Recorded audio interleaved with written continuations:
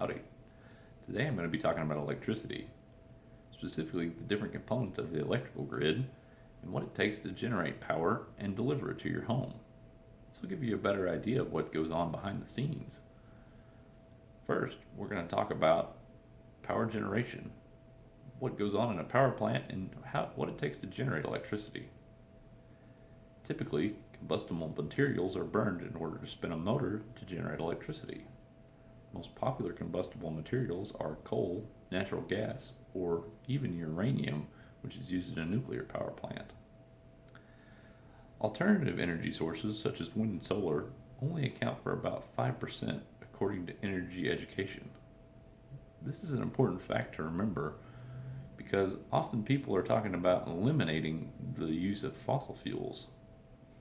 Now, if you eliminate 95% of the fossil fuels necessary to generate the electricity in North America, that would cause prices to skyrocket. Electric Choice states that 13 cents per kilowatt hour is the average cost for electricity in North America. Now, if you eliminate 95% of the fuels necessary to generate electricity, this would cause electric rates to jump about 100%.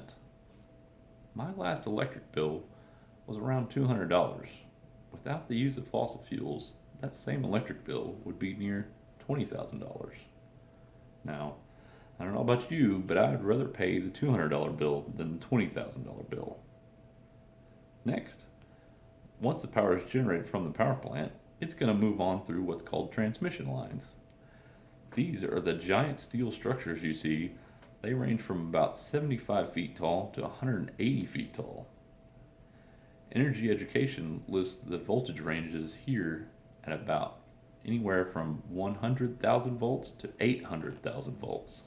Now, on top of each of these transmission structures, there are ground wires in the case of the inevitable lightning strike. If lightning strike hits one of these ground wires, it goes straight to ground. This keeps it from melting the towers. Once it's transmitted through the transmission lines, it'll find its way in a substation.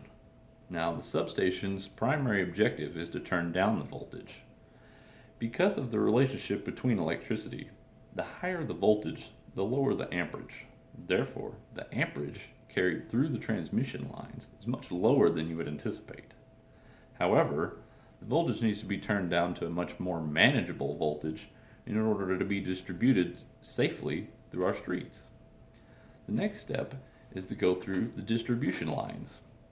The substations have turned that 800,000 to 100,000 volts down to a more manageable 28,000 to 7,800 volts. Now, a lot of people ask me when it comes to distribution, why aren't all power lines buried? The simple answer is underground cable is 3 times the expense of overhead lines. Now, overhead wire and underground wire both have their strengths and weaknesses. Overhead wire is more susceptible to windstorms and trees falling on it.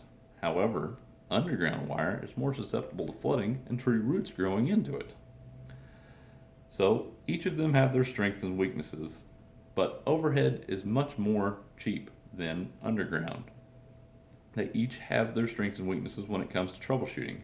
For instance, underground wire is much more difficult to troubleshoot because, well, it's underground. You can't see what's going on. Overhead wire is much easier to troubleshoot because you can see if there's a break or if a tree's fallen on it. Now, once it goes past the distribution line, it's going to find its way to a transformer. A transformer will transform the voltage one final time to something more usable in your home, such as 120 volts each leg. Once it's been transformed that final time, it's going to go to your meter base. Inside your meter base, the amount of energy used is going to be measured. Typically, it's measured in kilowatt hours. This is what your electric company is going to bill you off of. Once it goes through your meter base, it's going to end up in your breaker box. And from there, it's going to end up in your electrical socket. So once you plug in that device, it's going to work. Hopefully that sheds some light on how the power is generated from the power plant through the transmission lines, where it's turned down at a substation. It's transmitted across distribution lines to a transformer, where it's turned down one more time through the transformer, through the service wire, to your meter base, and into your breaker box. That's what happens each time you flip on a light. I hope this has been informative.